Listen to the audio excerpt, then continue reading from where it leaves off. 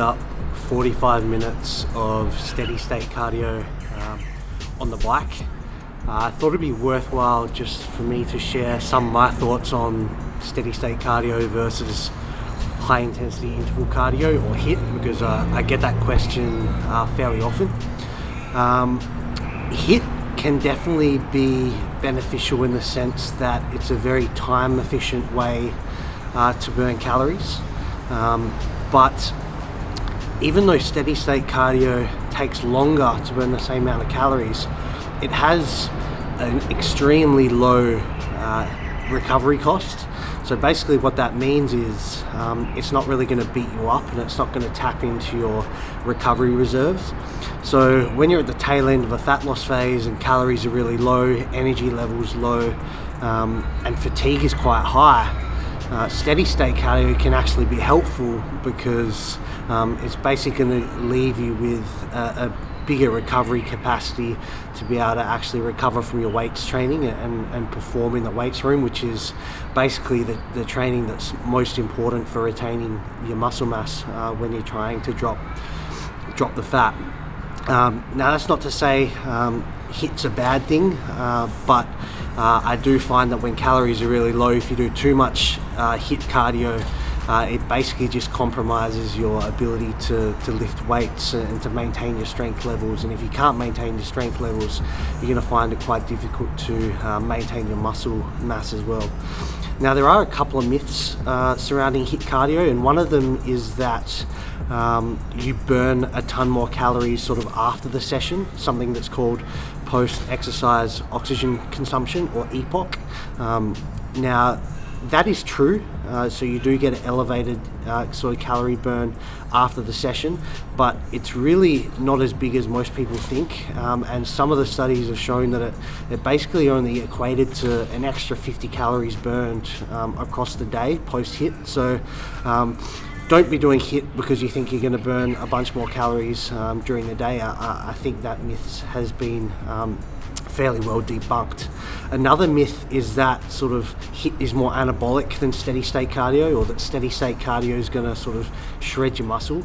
I think the opposite could actually be more true, because if you're doing too much HIIT cardio and it's basically tapping into your recovery and your energy reserves, not allowing you to perform optimally in the gym, you're not going to be able to maintain your training volumes, you're not going to be able to maintain your strength levels, and when that happens, then it's basically a massive recipe for muscle loss. So keep some of those things in mind when you are planning your cardio. I definitely do think it's advisable to do more steady state cardio at the end of a fat loss phase when energy levels low and fatigue's high, and potentially you could use a little bit more HIIT early on in the fat loss phase when energy levels are high, you're recovering from training well, and your energy levels are still quite good. So that's my take on cardio. Hopefully that's helpful for some of you. And just as a final pro tip, you might have seen that I was watching some anime during that session, watching My Hero Academia. Super good show for anyone that's into anime. Now, steady state cardio can be boring, and it can be easy for your mind to drift off. So watching a show while you're doing the cardio can sometimes just be helpful to take your mind off the session somewhat and make it slightly more enjoyable. And basically what I do is I make sure that I only watch that show during cardio. So basically it means when you pick a really good show, you actually almost in a sense look forward to your cardio session, because it's the only time you get to watch the show. So hopefully some of those tips help. We're going to go get some grub. So this is the new dish that we're adding to the Monty's cafe menu. Basically a collaboration between me and Monty's, and we've designed a breakfast dish that's basically targeted specifically for athletes, because a lot of problems with most breakfast spots is you can't really order anything off the menu with sort of less than 40 grams of fat, if we're talking like smashed avo, eggs benedict, things like that, or a big brekkie. And that can be tough for athletes, specifically athletes who are typically on higher carbohydrate, lower fat diets to optimize their performance. So what we want to do is change up the game a bit, put on a dish that high protein, low fat, and a good dose of carbs as well. So basically you can give some athletes around Perth and the fitness heads a spot to go where they can still go and enjoy a breakfast out, but they're not going to basically consume 80% of their daily fat intake in one shot.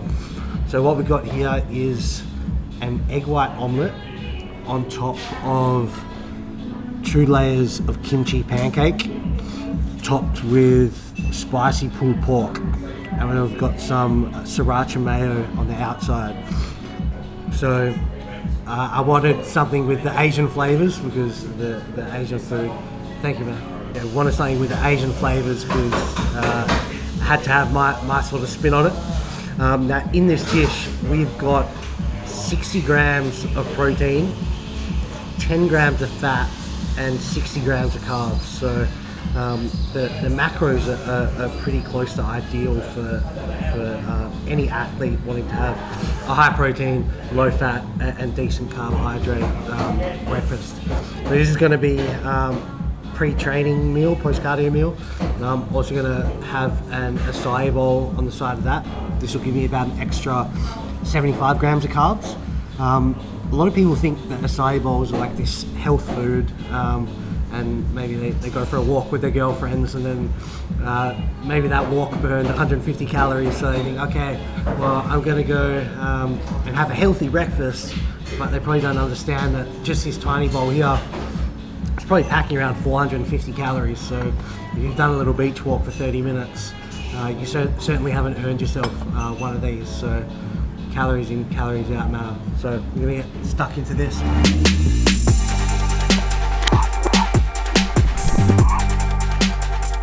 Just sipping on sugar-free Monster here. This will be my pre-workout for today. So we're looking at 160 megs of caffeine for this one, which is not a lot, but I'm only training shoulders today. The shoulders is probably my lightest workout for the week. It's also my lowest volume workout for the week, so I tend to not rely on as much caffeine to get through that session. Shoulders has always been a pretty strong muscle group for me, and I haven't had to train them with the same amount of volume as other muscles groups to get sort of the desired amount of growth. They tend to grow quite easily with lower volumes. So while at the moment I'm training my back, chest and arms with 28 to 30 sets per week, I'm training my shoulders today with just 20 sets. So a little bit of a lighter workout, a little bit of a shorter workout, because I just find that they tend to grow and respond quite easily to the lower volumes, whereas sort of my back and my chest and things like that, they sort of need to be crunched a bit harder with higher volumes to basically progress further. So we'll finish this up. It's about an hour post breakfast, so I had a bunch of carbs for breakfast, so hoping the pumps should be pretty good and we should be able to get a pretty intense session. So next time we'll see you in the gym.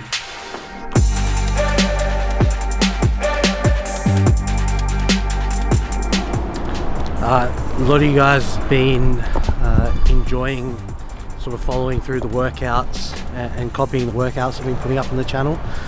So to make it easier for you guys, we're going to chuck up the full workout plan here. So screenshot that one if you want to go, guys want to follow along with the workout. Let's go get it.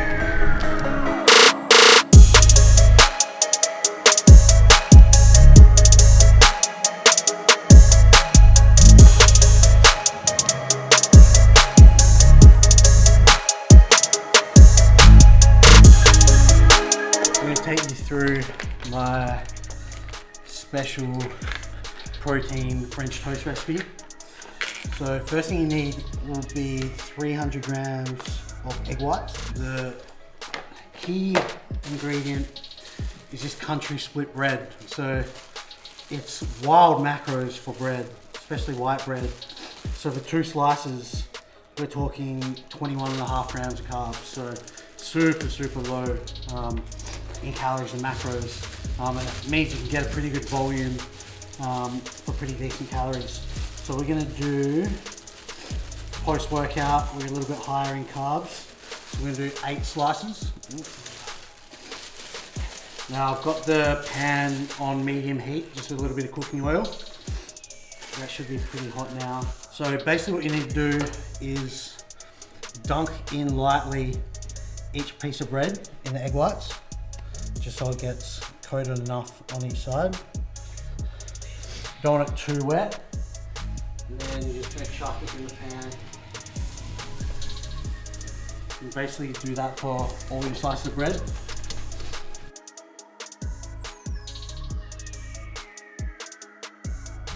A bit more maple syrup.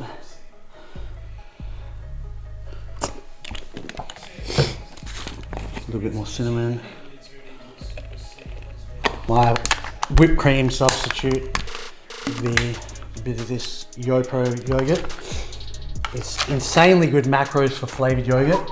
Basically, really low fat, but high protein yogurt. And it tastes super nice if you haven't tried it. So I'm gonna do 300 grams of that. Let's do 150 grams of berries on that one.